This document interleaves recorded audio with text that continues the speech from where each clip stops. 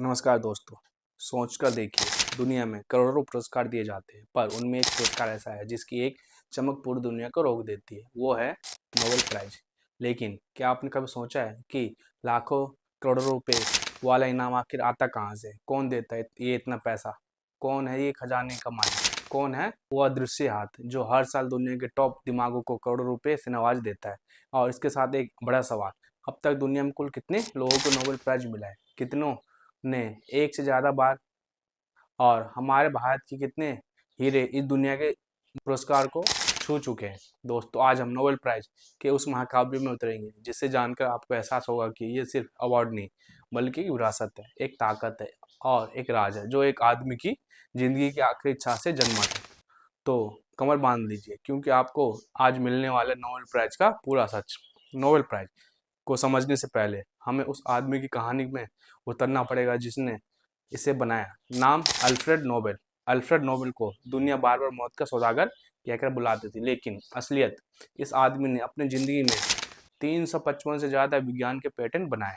वो रसायन विज्ञान, भौतिकी विज्ञान, इंजीनियरिंग हर जगह जीनियस था, लेकिन उसकी सबसे बड़ी खोज डायनामाइट ने दुनिया को बदल दिया। डायनामाइट से पुल बने, पहाड़ काटे गए, रेलवे ट्रैक बिछे, लेकिन इसी डायनामाइट को युद्धों में भी इस्तेमाल किया जाने लगा और अल्फ्रेड नोबेल का नाम एक दिन अखबार में छपा।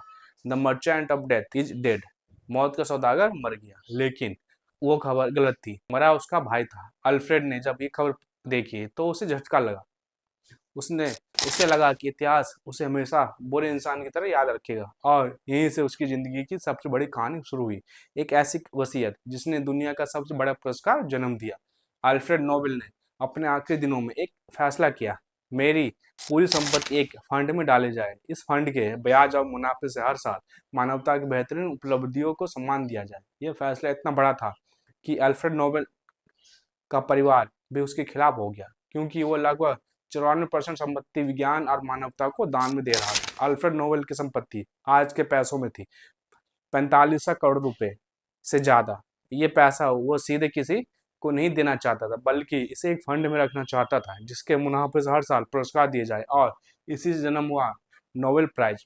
Nobel foundation. नोबेल प्राइज को पैसा आता कहाँ से? असली सच, नोबेल प्राइज का पैसा 3 जगहों से आता है। अल्फ्रेड नोबेल की छोड़ी हुई दौलत, उनकी पूरी संपत्ति एक बड़े फंड में डाली गई। इन्वेस्टमेंट्स का प्रॉफिट, नोबेल फाउंडेशन इस फंड को निवेश करती है। शेयर मार्केट, सरकारी बॉन्ड, विदेशी bond, mutual fund, real estate. आज इस फंड की कीमत बढ़कर हो गई 6000 करोड़ रुपए से भी ज्यादा, और हर साल इसी फंड का प्रॉफिट प्राइज मनी बनता है। नोबेल फाउंडेशन को स्वीडन और नॉर्वे में टैक्स नहीं देना पड़ता। इससे फंड को और तेजी से बढ़ता है। अब हम बात करें कि नोबेल प्राइज की प्राइज मनी कितनी है। आज की प्राइज मनी है 8 से 10 करोड़ रुपए। अब तक दुनिया में कुल कितने लोगों को नोबेल प्राइज मिला है? सन 1901 से 2025 तक कुल 633 बार नोबेल प्राइज दिए गए। कुल 1026 लोग और संस्था विजेता बने।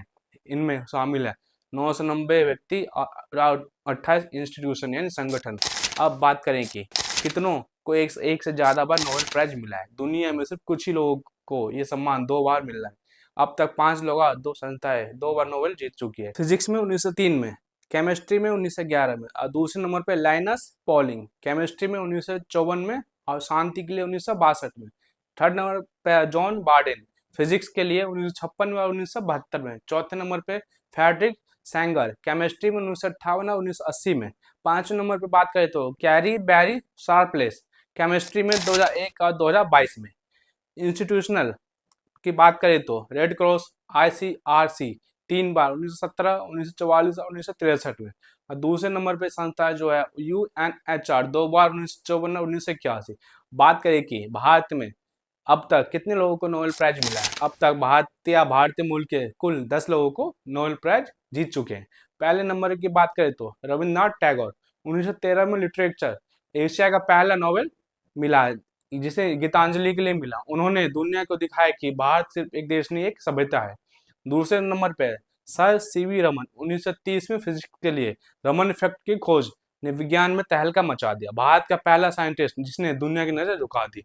इसके बाद बात आता है थर्ड नंबर पे हरगोविंद खुराना, 1968 में मेडिसिन, DNA और जेनेटिक कोड पर काम, अमेरिका में रिसर्च की, पर मूल रूप से भारतीय उन्होंने उनकी खोजों ने आधुनिक बायोटेक्नोलॉजी बदल दी। चौथे नंबर पे मदर टेरेसा 1979 में शांति के लिए इन्हें नोबेल प्राइज मिला। कोलकाता में गरीबों, बीमारों और बेसहारा लोगों के लिए जीवन भर काम, मानवता की मिसाल। पांचवें नंबर पे सुब्रमण्यम चंद्रशेखर 1983 में फिजिक्स के लिए ब्लैक होल और स्टेलर इवोल्यूशन की थ्योरी, उनके सम्मान में चंद्रशेखर लिमिट नाम रखा गया। छठे नंबर पर अमर्त्य सेन 1998 में इकोनॉमिक्स के लिए गरीबी, भूख और मानव विकास पर क्रांतिकारी रिसर्च किया। सातवें नंबर की बात करें तो वेंकटरमन रामाकृष्णन 2009 में केमिस्ट्री, राइबोसोम संरचना पर काम, दुनिया के टॉप स्ट्रक्चर बायोलॉजिकल में शामिल। आठवें नंबर की बात करें तो कैलाश सत्यार्थी सन 2014 में शांति के लिए बचपन बचाओ और आंदोलन, मानव तस्करी और बाल श्रम के खिलाफ वैश्विक संघर्ष। 9वें नंबर पे अभिजीत बनर्जी 2019 में इकोनॉमिक्स के लिए गरीबी हटाने की नई वैज्ञानिक पद्धति, इनकी रिसर्च ने आर्थिक सोच बदल दी। 10वें नंबर पे यूएन पीस कीपिंग फोर्सेस के कई भारत यूएन पीस कीपिंग में दुनिया में सबसे बड़ा योगदान करता है। यह एक सामूहिक सम्मान है कई सालों का।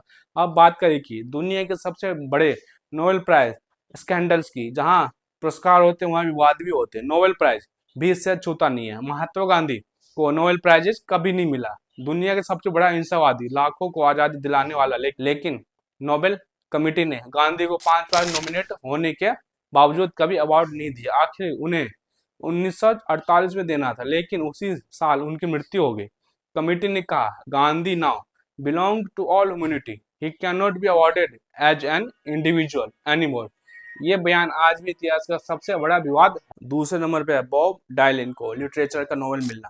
पूरा विवाद 2016 में अमेरिकी गायक बॉब डायलन को लिटरेचर का नोबेल दिया गया। डायलन ने लेखक थे न कवि, बस गाने गाते लिखते थे। कई साहित्य सदस्यों ने इसे नोबेल की प्रतिष्ठा गिराना बताया। इसके बाद बराक ओबामा को समय से पहले बराक ओबामा को नोबेल प्राइज मिला, जबकि उस समय वो राष्ट्रपति बने सिर्फ 9 महीने हुए थे। कई लोगों का कहना था कि उन्हें पीस प्राइज उनकी उपलब्धि के लिए नहीं बल्कि उम्मीद के लिए दिया गया। यह भी एक बड़ा विवाद है। नोबेल प्राइज फॉर इकोनॉमिक्स विवादित है क्योंकि यह असल अल्फ्रेड नोबेल द्वारा नहीं बनाया गया था। यह बाद में 1968 में स्वीडन की नेशनल बैंक ने शुरू किया है, इसलिए इसे रियल नोबेल प्राइज बोले या ना बोले, इस पर बहस हमेशा चलती है। वुमेन को भी बहुत देर बाद सम्मान मिला।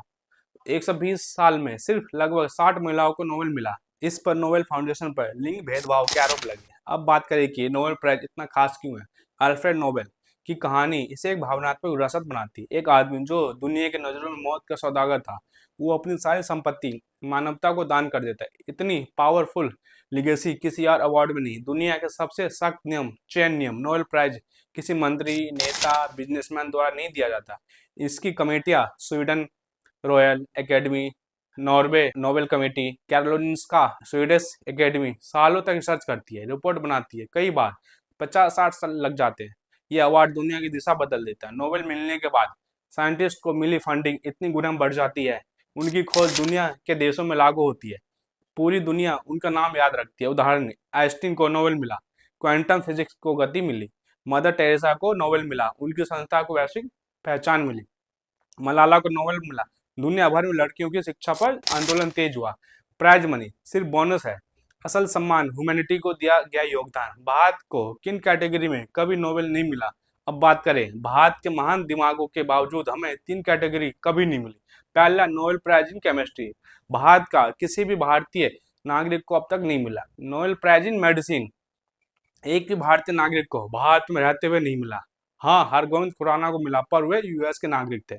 Nobel prize in economics, Amartya Sen और अभिजीत बनर्जी भारतीय मूल के हैं, लेकिन दोनों एनआरआई है।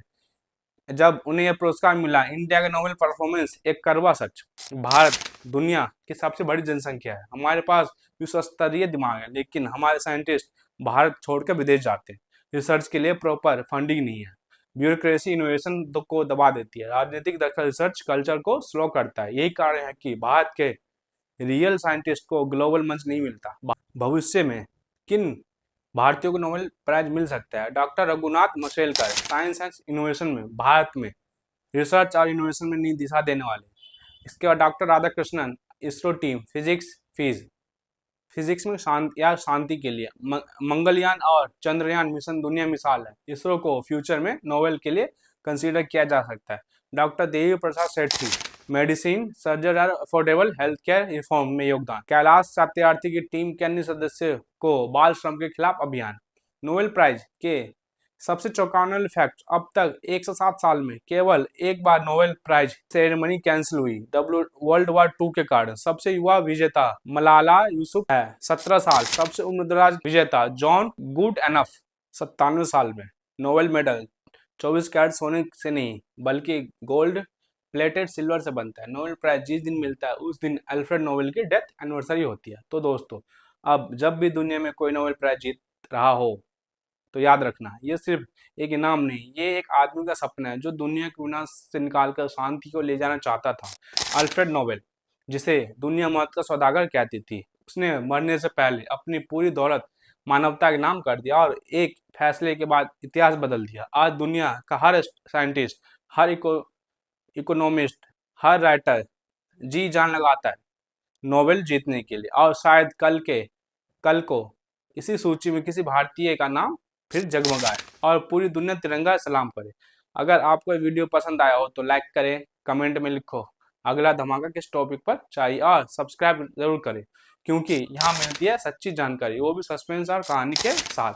धन्यवाद।